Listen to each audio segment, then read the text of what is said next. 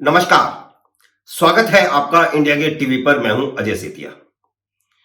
मित्रों, कांग्रेस में और मीडिया में एक लॉबी है जो लगातार पिछले 2 साल से यह कोशिश कर रही है और इस तरह की खबरें प्लांट कर रही है कि अशोक गहलोत को अब हटाया जा रहा है, अब हटाया जा रहा है और जल्द हटाया जा रहा है और उनकी जगह पर सचिन पायलट को मुख्यमंत्री बनाया जा रहा है। तो मेरा कहने का मतलब यह है कि राजनीति में और मीडिया में एक लॉबी लगातार सचिन पायलट को मुख्यमंत्री बनवाने के लिए लॉबिंग कर रही है और प्रचार कर रही है। इससे हुआ क्या है कि अशोक गहलोत आराम से सही से सरकार नहीं चला पा रहे, उन पर एक दबाव बना हुआ है। लेकिन अब अशोक गहलोत को मुख्यमंत्री पद से हटवाकर सचिन पायलट का शपथ ग्रहण करवाने की बाट जो रहे कांग्रेस के नेता और मीडिया के लोग भी कुंठित हो रहे हैं,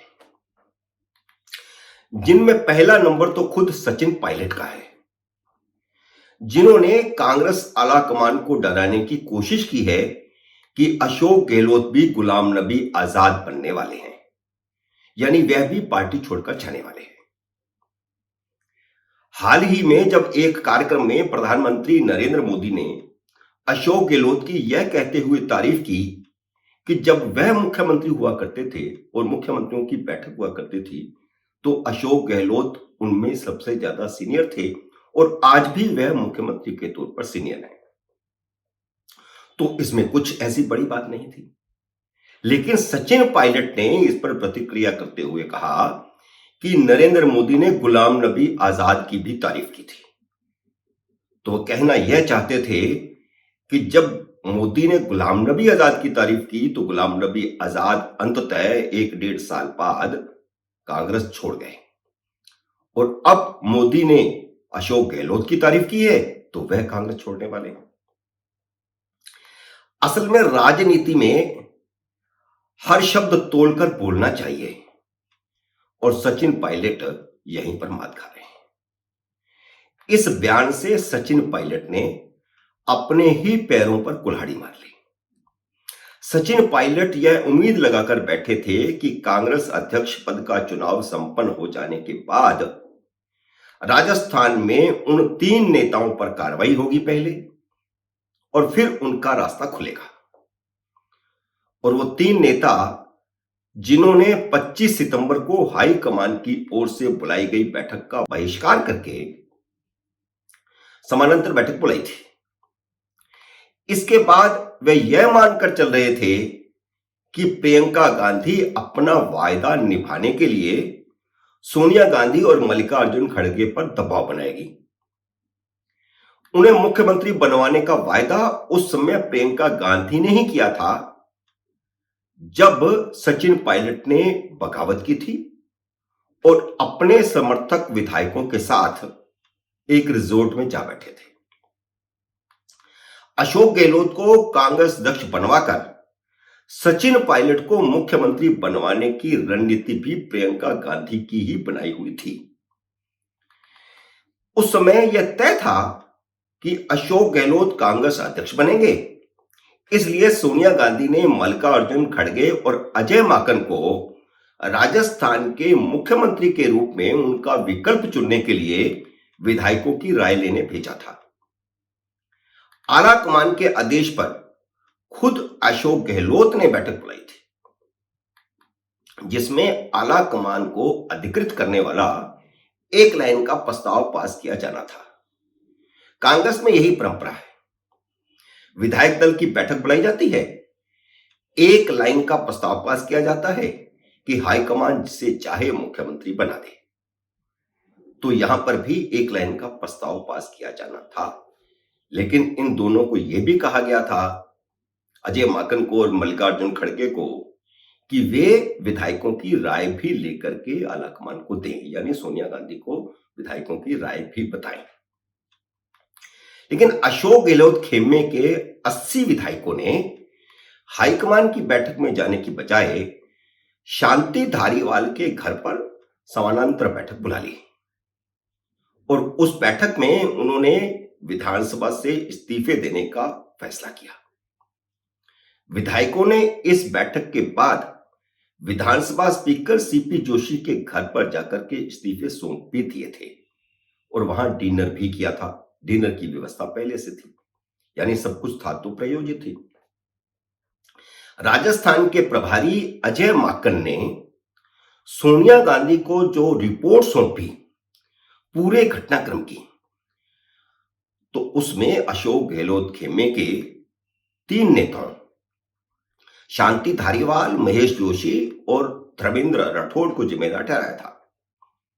अजय माकन की इस रिपोर्ट के बाद इन तीनों नेताओं को नोटिस जारी किया गया था। तीनों नेताओं ने जवाब भी दे दिया था, लेकिन आला कमान ने सारा मामला ठंडे बस्ते में डाल दिया। सचिन पायलट ने हाल ही में बयान भी दिया था कि हाई कमान के नोटिस पर कार्रवाई तो होनी ही चाहिए।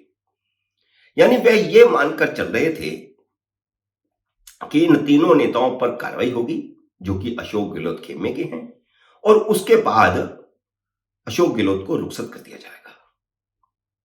लेकिन यह सब नहीं हुआ। इन तीनों विधायकों ने अपना जवाब भी दे दिया और वो ठंडे बस्ते में भी चला गया। तो यह बयान उनकी कुंठा का सबूत था कि आला कमान ने अभी तक उन तीनों पर कार्रवाई क्यों नहीं की। लेकिन आला कमान के लिए उन पर कार्रवाई करना आसान नहीं है, और मैं पहले भी यह मानता था कि आला कमान कार्रवाई नहीं करेगा। एक तो वे तीनों अशोक गहलोत के करीबी हैं, और दूसरे उन तीनों ने भी प्रभारी महासचिव अजय माकन पर आरोप लगाया था कि वह पर्यवेक्षक के तौर पर आए थे, लेकिन सचिन पायलट के पक्ष में लॉबिंग कर रहे थे। उनके पास ऐसे विधायक मौजूद हैं जिन्हें अजय माकन ने कहा था कि हाईकमान क्योंकि सचिन पायलट को चाहता है, इसलिए वह अपना मत सचिन पायलट के पक्ष में व्यक्त करें।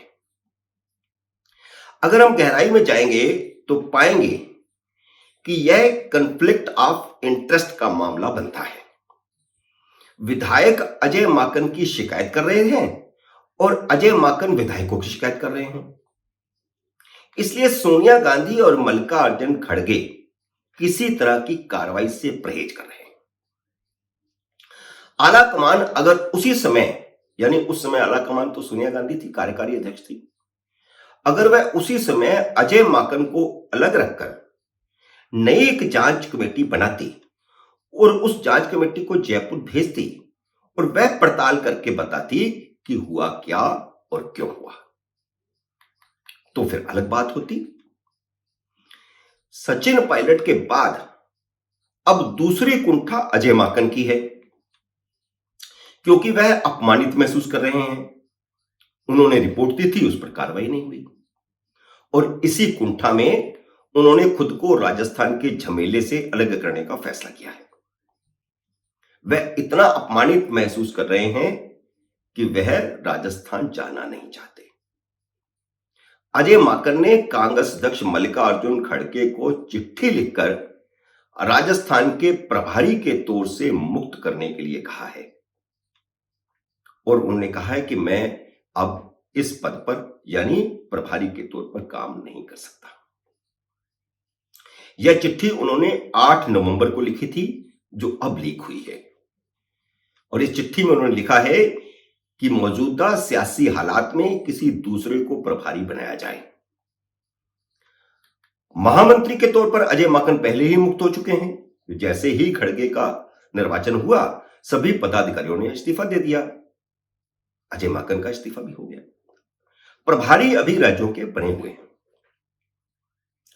जिस तरह सचिन पायलट ने कुंठित होकर बयान दिया है कि उन 3 नेताओं पर कार्रवाई होनी चाहिए, उसी तरह अजय माकन ने भी खड़गे को लिखी चिट्ठी में 25 सितंबर को गहलोत गुट के विधायकों की बगावत और उस पर एक्शन नहीं होने का मुद्दा उठाया है।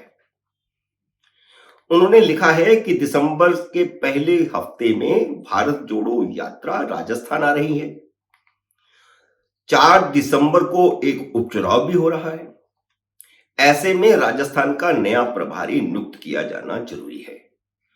अब वो प्रभारी के नाते उन्हें चाहिए था कि वह उपचुनाव में जाते और सारी व्यवस्था देखते, लेकिन वह शर्म के मारे जा नहीं रहे।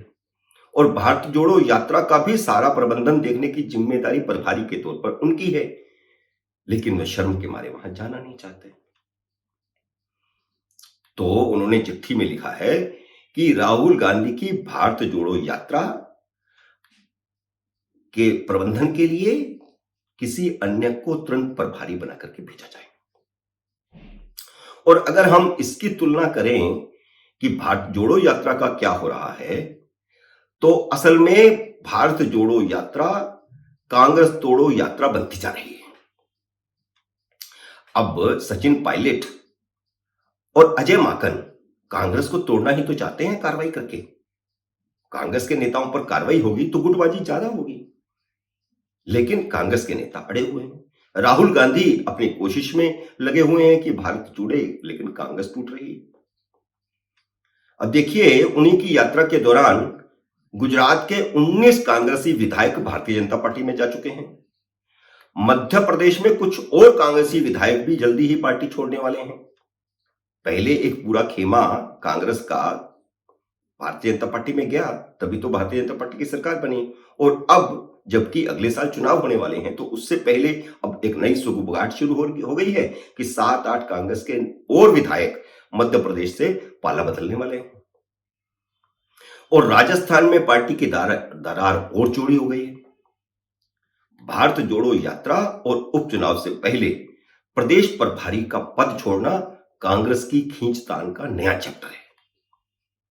सचिन पायलट ने हाल ही में मल्लिकार्जुन खड़गे से मुलाकात की थी, और इस मुलाकात के दौरान सचिन पायलट ने उन्हें यह भी बताया था कि 2018 में जब राजस्थान के चुनाव हुए थे, उस समय जब मुख्यमंत्री का चयन हो रहा था, तो गांधी परिवार ने तय किया था कि दोनों 2.5 साल के लिए मुख्यमंत्री रहेंगे, लेकिन ऐसा नहीं किया गया। कम से कम अब किया जाए।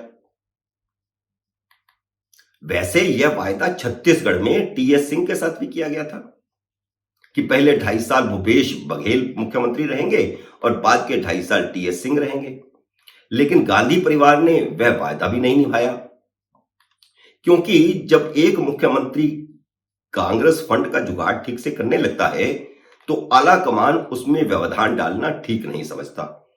और इस समय जब अशोक गहलोत के पास बड़ी जिम्मेदारी है, तो अशोक गहलोत को फिलहाल तो नहीं हटाया जाएगा, और अभी नहीं हटाया गया तो फिर अगले साल, अंतिम साल जो चुनाव का साल है, उसमें तो नहीं ही हटाया जाएगा। और इस समय नहीं हटाए जाने की वजह यह है कि गुजरात विधानसभा चुनाव की सारी कमान अशोक गहलोत के हाथ में है। अरविंद केजरीवाल को प्रमुख विपक्षी पार्टी के तौर पर उभरने से रोकना और गुजरात विधानसभा में चुनाव फंडिंग का पूरा इंतजाम करना अशोक गहलोत की जिम्मेदारी है। अगर अभी मुख्यमंत्री बदला जाता है, तो सचिन पायलट तो यह बंदोबस्त नहीं कर सकते, और इस बीच राजस्थान में बगावत हो जाएगी और सरकार भी गिर सकती है। उधर सचिन पायलट गुट ने ठीक इसी समय आलाकमान पर दबाव बना दिया है।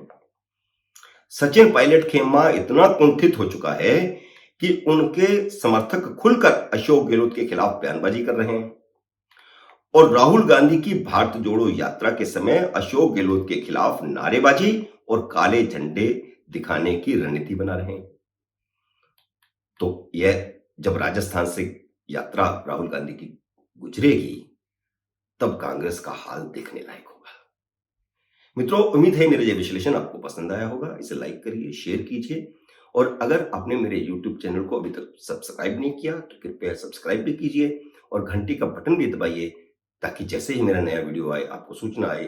मेरे नए वीडियो का करिए इंतजार। तब तक नमस्कार।